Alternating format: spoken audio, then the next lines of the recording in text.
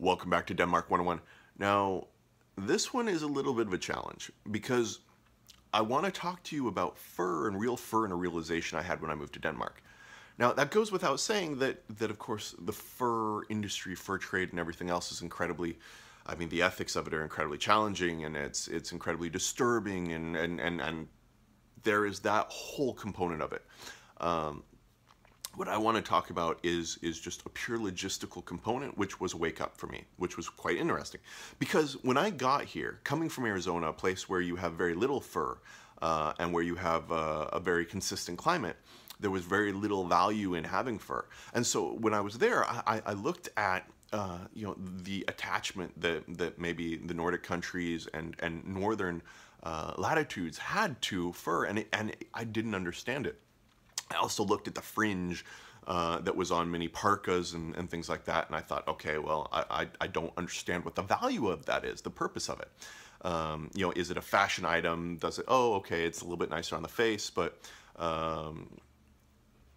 after relocating here, and then not that the winters are that rough in Denmark, but one of the realizations that I've had is that those furs, depending on the fur,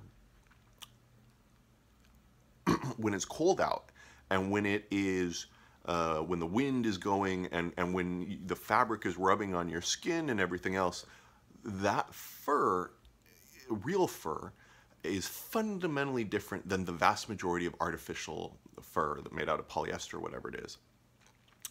And the impact of that is that where the artificial fur and the other artificial materials will rub or chafe or aggravate your skin, the actual fur tends to be warmer, it tends to be much more water resistant, and then it is significantly softer on your skin. So, well, that doesn't necessarily, that little bit of added comfort perhaps does not justify what goes into harvesting, that fur, and especially from species or where the harvesting is purely for the fur. Which is deeply disturbing.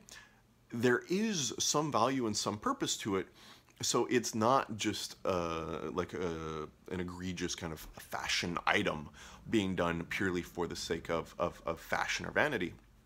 There is this huge difference, and it really does make a significant difference when you're out in the cold, and it's windy, and it's snowing, and it's wet.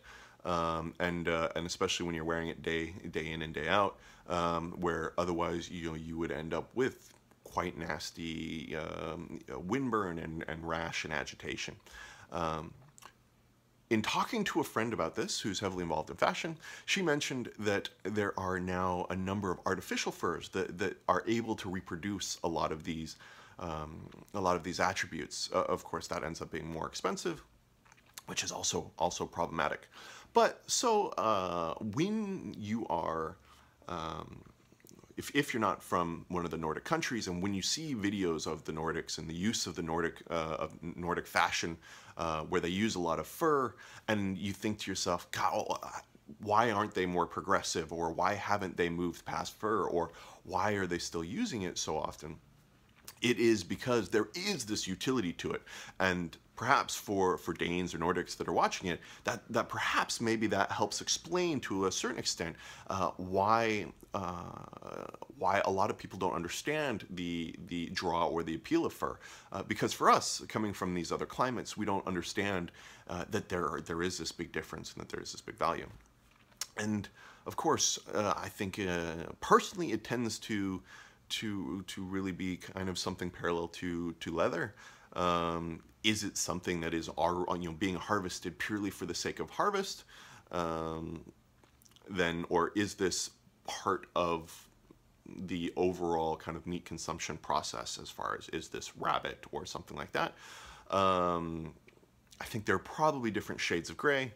Ultimately, of course, the whole meat is murder, and the ethics of that is undeniable. But I think there are a lot of us that are still eating meat, and there are some of us that are now still more inclined to go for that fur, depending on the situation and your needs. So I suspect I'm probably going to get eviscerated for this one, but I think it's important to discuss these types of elements, right? Because these are the things that are deeply embedded in culture and are deeply embedded in shape, fashion, and perception, and all of these different components of our culture. And if we don't talk about them, then we don't understand them. So thank you so much for tuning in, and I am sure that you will have some comments for me in the video and podcast comments. So as always, thank you for tuning in.